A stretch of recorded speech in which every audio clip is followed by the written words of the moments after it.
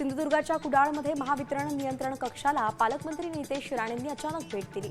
यावेळी नियंत्रण कक्षाच्या कामकाजाची माहिती घेतली गेली। शिवाय यामध्ये अनेक सुधारणा कराव्या लागतील अशा सूचना पालकमंत्री राणेंनी अधिकाऱ्यांना केल्या आहेत। रत्नागिरीत पावसानं उसंत घेतल्यानं पेरणीच्या कामांना सुरुवात झाली आहे। रोहिणीच्या मुहूर्तावरती पेरणीला सुरुवात होते, मात्र मुसळधार पावसामुळे शेती कामं रखडली होती।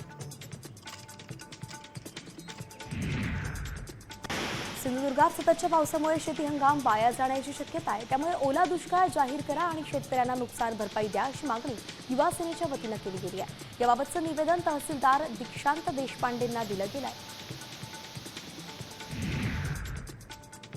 सिंधुदुर्गात मालवण बेळणे या मुख्य रस्त्यावरील विरण बाजारपेठेतील पोपई गावाला जोडणाऱ्या पुलाची संरक्षक भिंत आणि भराव कोसळलाय। त्यामुळे हा रस्ता अवजड वाहतुकीसाठी धोकादायक बनलाय।